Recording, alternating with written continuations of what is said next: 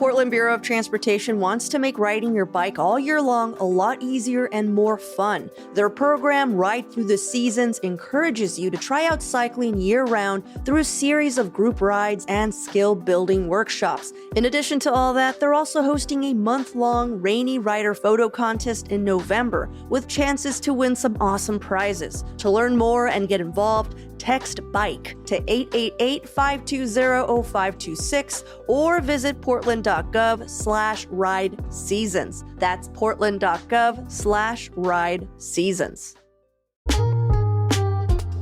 Hey guys, want to make your home cozier and save a little more money? Take a free online energy assessment from Energy Trust of Oregon. It's fast, easy, and gives you personalized tips to boost your home energy savings, lower bills, and more comfort. Shoot, I'm taking this quiz. Let's take it together at visitenergytrust.org/assessment. We can join thousands of Oregonians already making smarter energy moves. That's energytrust.org/assessment.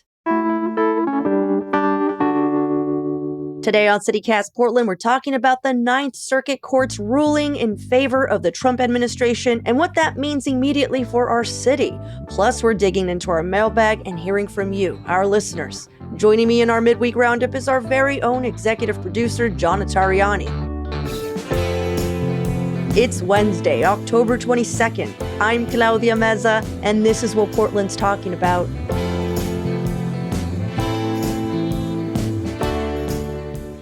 Welcome, everyone, to our midweek roundup. John, it's so nice to see you this morning. Claudia, how you doing? Good to see you, too. So today is the day we look at some of the stories we might have missed since we last checked in on Friday. And the biggest story we're breaking down today is the Ninth Circuit Court's split ruling in favor of the Trump administration. John, do you want to get us caught up? Oh, my gosh. There is so much here. But yes, happy to get you caught up.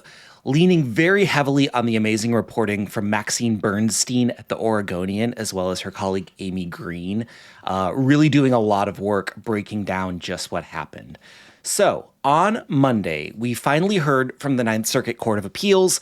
A 3-judge panel ruled that President Trump could indeed keep federal control over 200 Oregon National Guard troops and deploy them to Portland. We've been waiting on this ruling for about 10 days, and this is really focusing on the first of 2 of these restraining orders that were put in place by Oregon U.S. District Judge Karen J. Immergut earlier this month. This is all related to the decision that President Trump made to deploy troops into Portland at the ICE facility. Then this district judge sort of squashed that and put a temporary restraining on there, being like, wait, not so fast. This ruling from the Ninth Circuit Court supersedes that, kind of. We'll get into like all the legal wrangling that is going to happen in the coming days in a few minutes. But just looking at this ruling, it was a 2-1 ruling striking down this restraining order. Interestingly, 2 Trump appointees ruling in favor of striking it down. In their opinion, they said that the president deserves, broad deference to decide what qualifies as a rebellion, and that the district court had improperly kind of limited the evidence to immediate circumstances and ignoring the months of unrest that had happened before. Months of unrest? I'm sorry. I know you're like on a roll here, but like, what? Right? What world are we all living in? Yeah. I mean, and for context, like there were bigger protests in June. They had almost completely died down before Trump decided to spring into action and talk about deploying troops to Portland. But that is besides the point at this point. They also rejected the sort of basis of a 10th Amendment claim here. That is the law that says that all powers are reserved to the states that are not officially delegated to the federal government. Well, in this ruling, they said, no, Congress does delegate this power to the president. It doesn't violate state sovereignty. And I just wanted to give like one quote from the ruling. Quote, even if the president may exaggerate the extent of the problem on social media, oh my God, this does not change that other facts provide colorable basis to support the statutory requirements, which is... wrap your head around that, Claudia. How does that sit with you? It just sounds like, hey, he has an active imagination and that's not his fault. That's right. what I'm hearing is like, let the boy dream.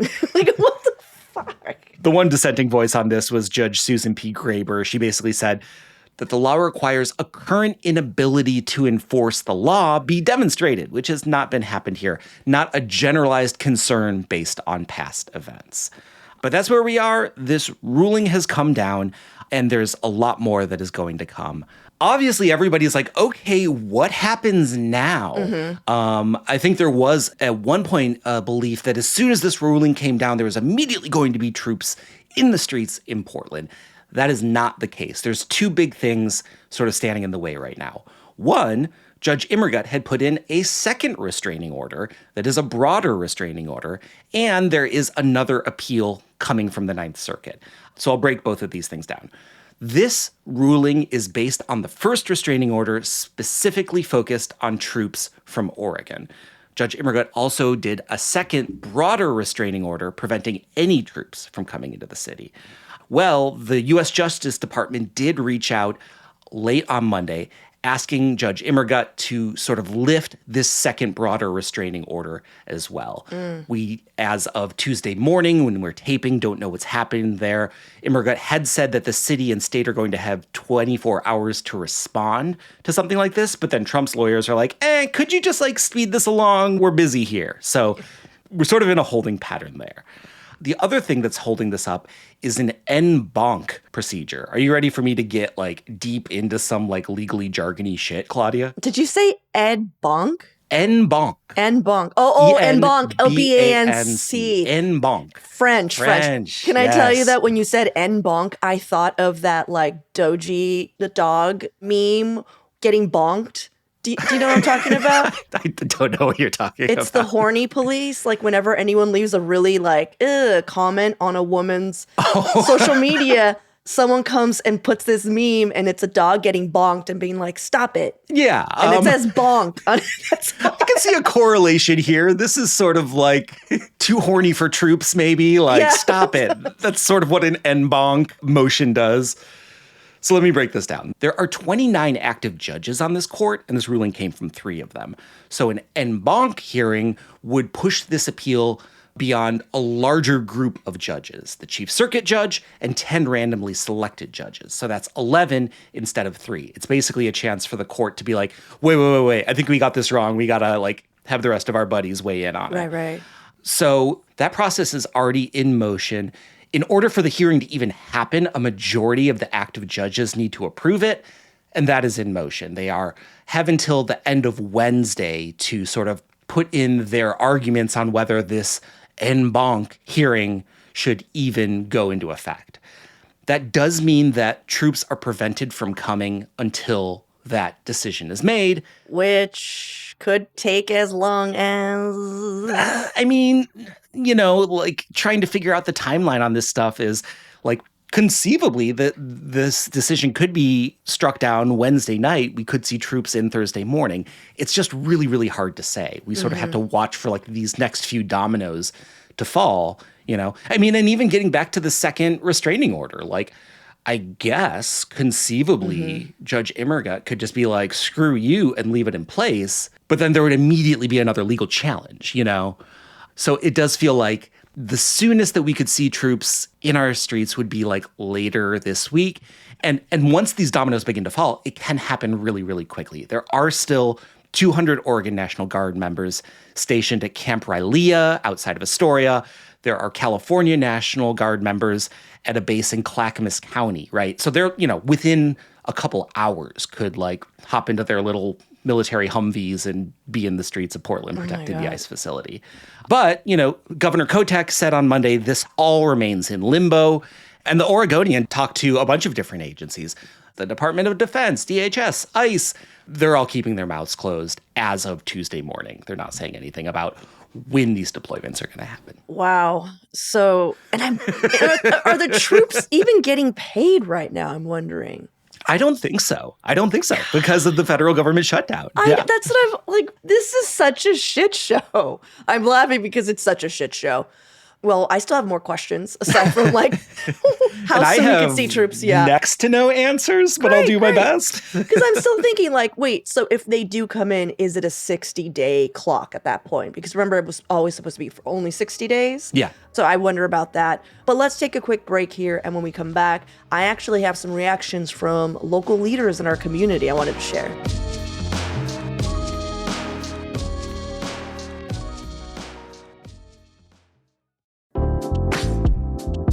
Hey, all you wine drinkers out there, grape harvest is coming, and I know we're spoiled here in the Willamette Valley, but if you're looking to spread your wine tasting wings, I just made that up. Walla Walla Valley in Southeast Washington is home to more than 130 wineries offering great wines and new vineyard experiences. Like I've actually been wanting to check out Abeja, which means bee in Spanish, by the way. Their grounds look beautiful, and 4-time James Beard Award nominee chef Mike Easton heads their kitchen. And there are so many other beautiful grounds to explore that are constantly putting on special events and prefix menus. Plus, Walla Walla has a walkable historic downtown core where you can enjoy more farm fresh fine dining from other celebrated chefs. It's just a scenic 4-hour drive away, and many of these wineries have adorable accommodations on their estates. Head over to wallawalla.org for more info and to plan your visit today. That's wallawalla.org.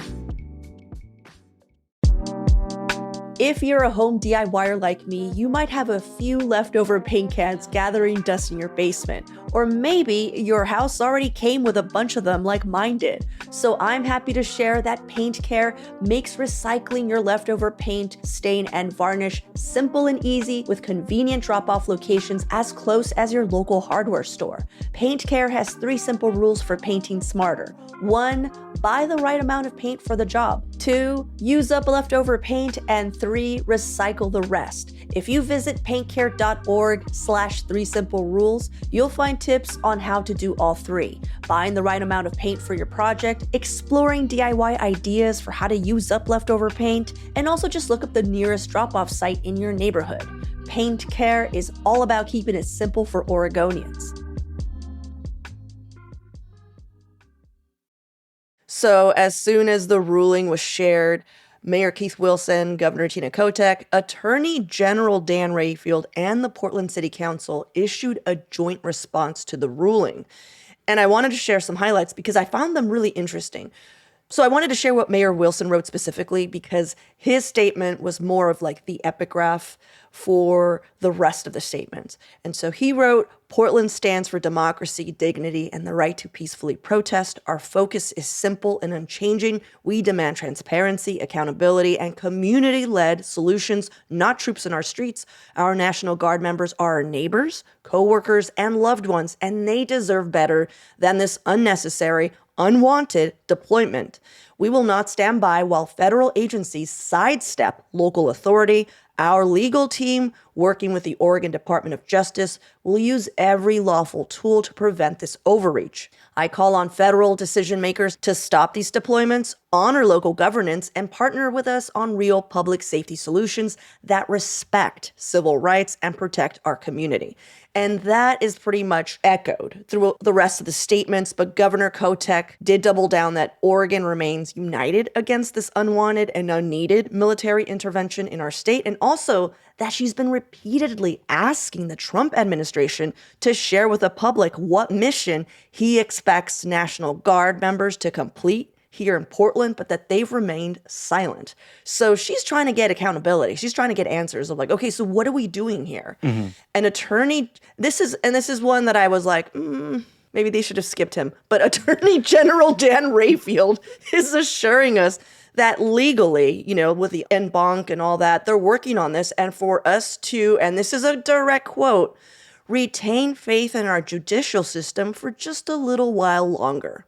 Which interesting choice of words, Rayfield. What are you saying? Yeah. Just a little while longer until what? Did we burn the city down to the ground? Like, what is this? Okay, so City Council statement reminded everyone that this past weekend, close to 50,000 people marched on Portland streets and made their voices heard peacefully, which goes, of course, against Trump's narrative that Portland needs intervention to begin with and that local law enforcement needs any kind of assistance. That No Kings protest City Council alluded to that happened on Saturday was, of course, a nationwide protest. and not one city in America was reported to burn down to the ground in its wake. It's also being clocked as the largest protest the country has ever seen. And know that other cities in Oregon also took part in this protest. It wasn't just Portland. I saw Hood River myself, huge rally. They took over. When you were visiting the Fruit Loop, you stopped by No King's Hood River. Very nice. Yeah, hundreds. I'm talking hundreds and hundreds of people, all decked out in silly costumes. No joke, John. We were, you passed by, everybody was like, honk, honk, honk, honk. They were blasting Rage Against the Machine. And I was like, that's right. Get it, Hood River. So just know that Portland isn't alone in this fight. Most level-headed humans with the ability to see past propaganda can clock what the administration is attempting to do. And the world is on our side. When you look at, talking points, when you look at social media, people are just like, go Portland. And they're impressed with how silly we're making everyone look. Because that's the whole thing. Us making kind of fun of the fact that there's nothing really to see here, but maybe an inflatable frog or a chicken or whatever. Like, we need to keep that narrative up. As of Tuesday morning, the protests remain costumed, small, and peaceful around the ICE facility in South Portland, though the Oregonian, John, reported that this Saturday, 6 federal agents tackled and dragged a legally blind 4'6" protester into the ICE facility. It was captured by photographers. And in the photographs, you can clearly see one of the ICE agents holding a white cane. It's draconian. It's awful. Yeah. Quinn Haberl said it was the second time in a single week that federal officers used physical force against him. And he was just seated by himself on the sidewalk near the driveway of the ICE facility. And he believes that it's his disability and size, basically why the agents are picking on him, because they're looking for the weakest protester to kind of single out and make a point. So that's where they are mentally. Yeah. He also said, and this was just like fist pump in the air, he also said it's not deterring him from peacefully protesting in the future. So, wow. Yeah. That's where we're at, though. Like nothing's burning. Especially going through the last weekend, like 40 to 50,000 people in the streets, and especially at the ICE facility. This has been so widely documented. There are so many conservative TikTokers and commentators down there along with the protesters. If anything had happened, of protesters being violent, of protesters being overly aggressive, it would be plastered on every conservative news site in the country. And that's just not happening. They got nothing. Got nothing. Nothing, I mean, and I can only imagine that there's no way that this is going to stand in terms of public sentiment of ICE officers, beating up and arresting folks in banana costumes and tackling blind people with canes. I mean, it's just horrific. And I don't see how that is going to change with an influx of federal troops, right? There's still no problem, and there's only going to be more aggression. Yeah. I thought it was interesting, the op-ed that Mayor Wilson wrote in Newsweek this past weekend, sort of looking at this through the lens of workplace safety. He sort of just brought up all of these things that could lead to potential injury or death. Federal agents tear gassing peaceful protesters, tackling demonstrators, threatening to shoot an ambulance driver with an injured protester, which is something that happened. Yeah, we talked about that on the show. Yeah. He has a background running a trucking company and talked about the accident chain of all these little things we can see could lead to an accident. And he ended with a direct message to Secretary Noem. Quote, every accident is preventable, and you are running out of time to prevent one in Portland. And I think that's true. If something really horrific does happen, I think it is on the administration at this point. For sure, but it's going to be on the backs and on, the safety of our people. Of course. So yeah. I just, again, keep it peaceful, keep the narrative how we have been keeping it, because the moment they see any reason to shoot, they will. And I'm just I'm not laughing. This is where we're at. And just don't do it, guys. It's just not worth it. Yeah. We're winning the media war right now, and we could continue this path. So I just implore anyone out there, please, please, please take care of yourself. You want to do some mailbag, Claudia? Yeah, I would love to do some mailbag. Let's open the mailbag. And actually, let me take you away to a kinder and more fun place. Amy S. wrote in about the Fruit Loop. If you're a daily listener, you know that maybe last week we talked with Brian Vance of Montevilla.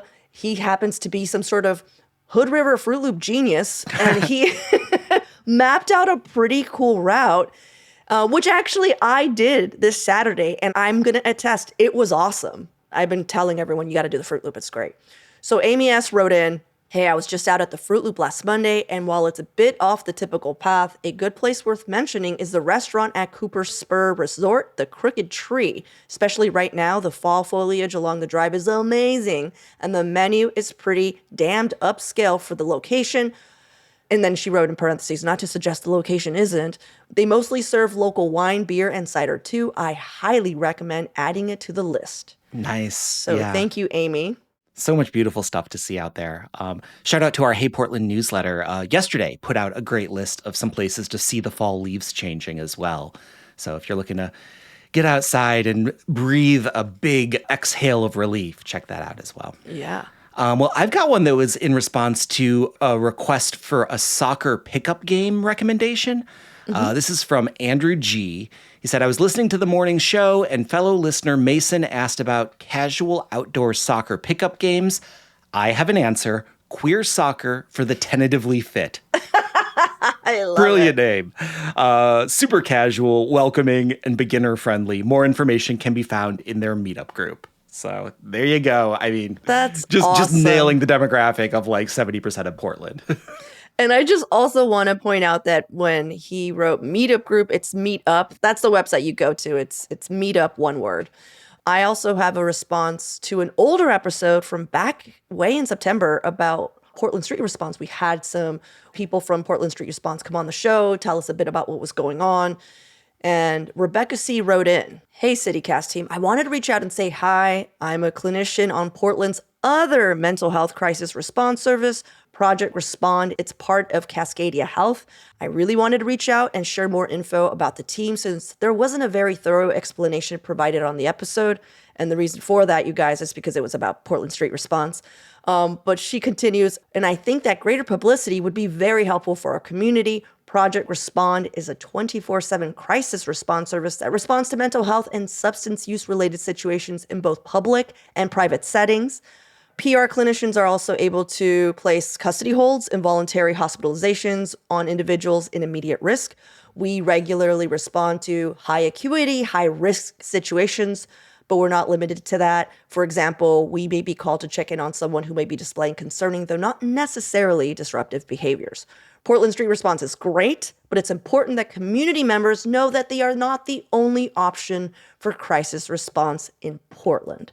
So thank you, Rebecca, for writing in. I just wanted everyone to know that there is another service for us to call. And the way to get to them is through the county's behavioral health call center. And the number is actually really easy to remember, 503-988-4888. So just sort of drill that into your brain. What was that again, John? 503-988-4888. If you see someone in crisis, that's another option, and a really great service that I think you're right, doesn't get enough publicity in our city. Yeah, good to know. Thank you so much, Rebecca. Yeah, and we'll put that number in our show notes as well, in case anybody didn't catch it on the drive-by of me saying it. Yeah, you can check it out there. Well, before we wrap up, I wanted to give a huge thank you to our final batch of new Portland Neighbors members. These are all folks who joined during our recent membership drive, so thank you so much to Tanya H., Issa J., Laura B., Ann T., Jill F., Jesse F., Joe B., Peter B., Christina M.R., Laura A., and Diane A. When you join as a Portland neighbor, we would be so happy to put you in that list to thank you on one of our shows. And you'll also have a chance to shout out the places that you love in Portland with like a bunch of other perks as well, like ad-free listening. So if you want to join up, check it out, membership.citycast.fm. And again, huge thank you to everybody who joined over the course of our membership drive a few weeks ago. Such an amazing voice of support for the work that we're doing here. So thank you so much. I also just want a special shout out Laura A., because she is a renewed member. Oh. And I feel like whenever we do these shout outs, renewed members don't get shout outs just because of the way it is. You know, like they just renew and their name doesn't pop up. So to all of our renewed members, Thank you for renewing your membership like Laura A. did. We really appreciate it. Yeah. Well, John, thank you for hanging out with me. Thank you, everyone, for listening. Know that we are continuing our coverage on this. We're keeping an eye on it, and we'll check back in on our Friday roundup. Thanks, Claudia.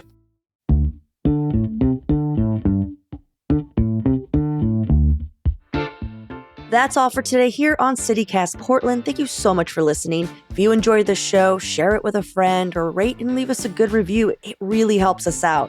And don't forget, you can support this show and get some great perks by becoming a CityCast neighbor. Just visit membership.citycast.fm for all the details. We'll be back tomorrow morning with more from around the city. Until then, see you at Slim's.